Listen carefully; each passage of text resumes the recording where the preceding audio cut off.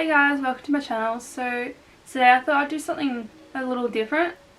So obviously 2020 was like lockdown and corona and everything.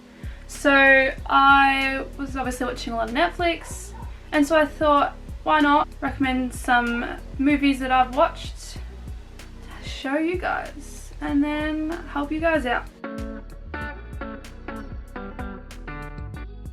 First one we have is called Holidate.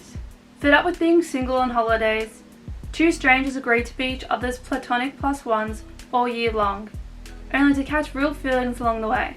I'm sorry, can I call you back? Mom, I'm working. That's what you wear to work? I want you to meet someone. This is a doctor, and he's single. She's much prettier with makeup. I'm wearing makeup. I am done casually dating on the holidays. There's way too much pressure. It's ridiculous. Try being the only single person left in your family. This holiday thing will turn into something. I rate this an 8 out of 10, as it's one of those classic holiday films. Basically, two people always going on family vacations, Christmas, Easter, single, and their parents trying to like find them a partner and everything, and they're just sick of being the only single person in the family. So they meet in like a shopping mall or whatever, they run into each other, and they're like, why not pretend to be each other's dates? So they're like each other's holiday.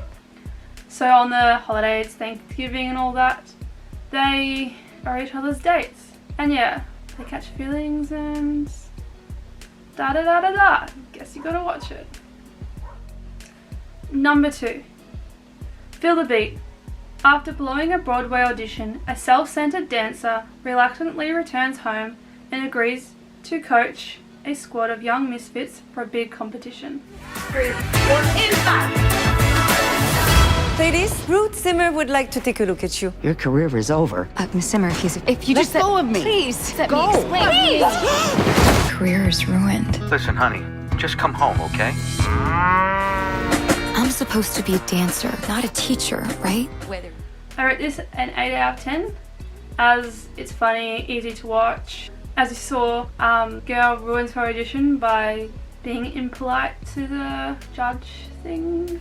Anyway, she gets kicked out, goes back home, where she teaches her old squad when she was growing up. There's romance, which is why I like it. Right.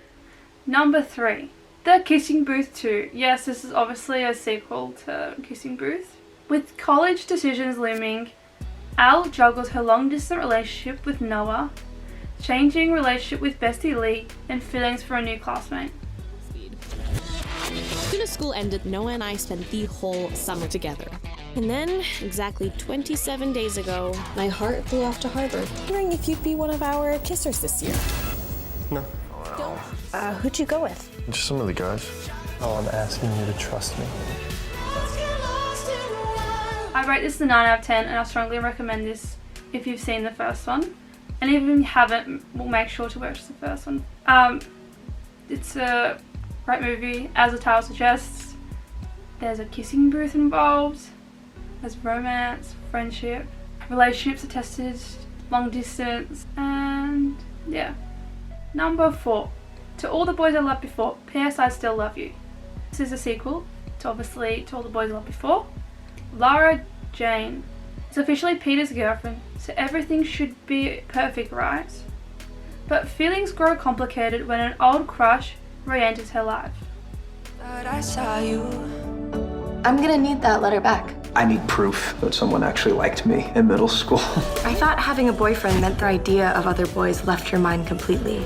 I didn't want to be thinking about what might have been, but I was. I thought I wanted happily ever after. But we're still at the beginning. Nobody compares to you.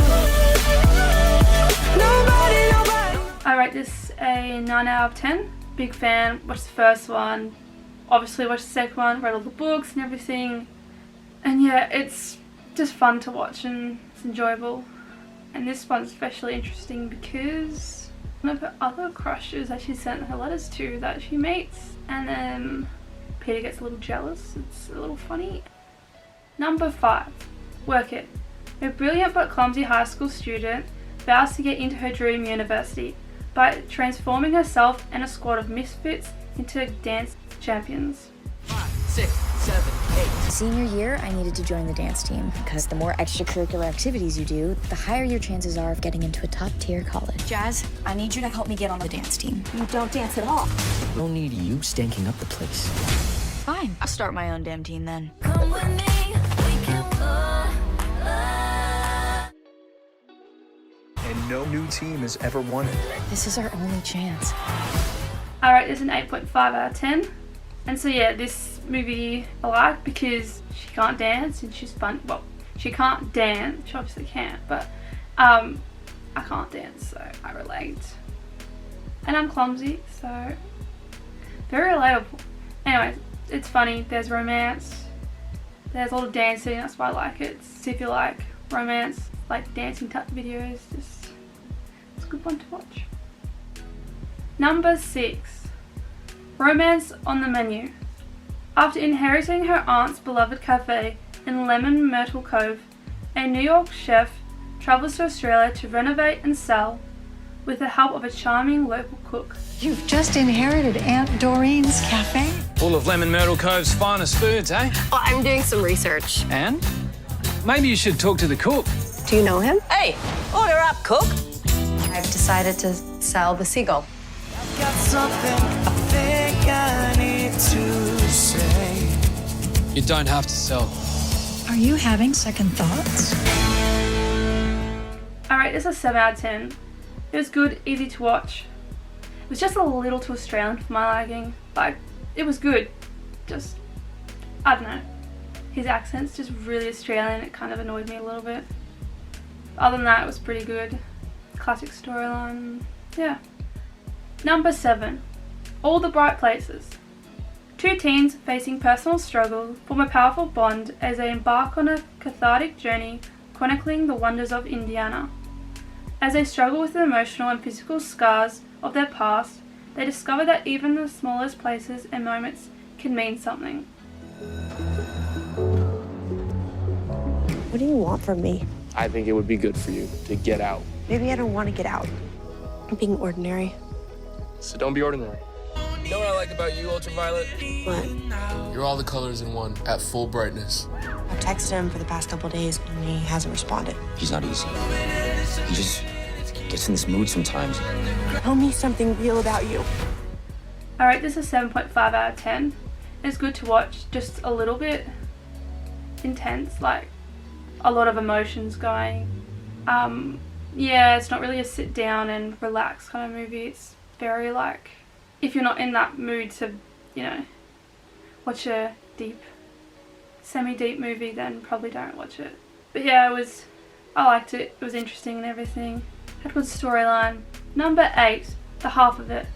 When smart but cash-strapped teen Ellie Chu agrees to write a love letter for a jock, she doesn't expect to become his friend or fall for his crush. The good thing about being different in a town like this is that no one expects you to be like them.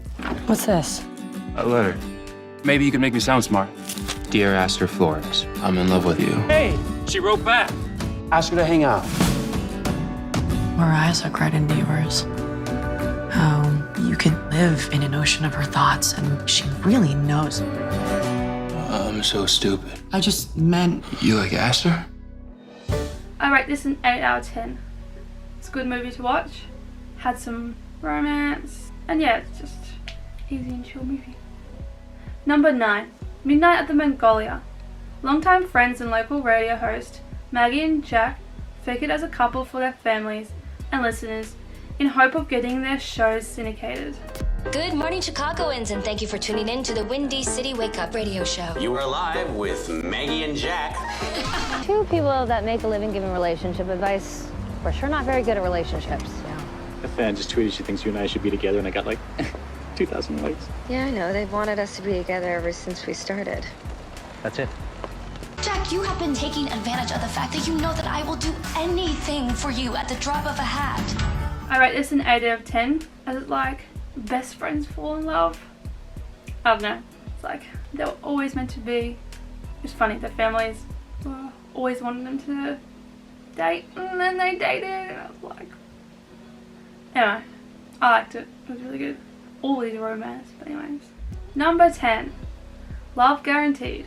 Sparks fly when a crusading but cash-strapped attorney takes on a charming client looking to sue a dating site that guarantees its users will find love. I want to sue Love Guaranteed. The dating website. I've been on 986 dates, and not one of them has provided me love. 986 dates with actual human women? Helpful and a little bit creepy that you meticulously documented all of your dates. Brought her parents on the date? Her dad was awesome. I wish I would have got his number. What price would you pay to find love?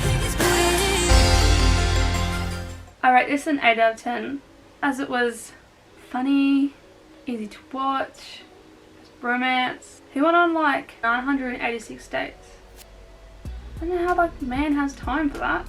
That's why I found funny. Dude, just chill. And I apparently paid for all the dates. That's a lot of money wasted. If you're new to this channel, feel free to like and subscribe. And yeah, I will see you soon.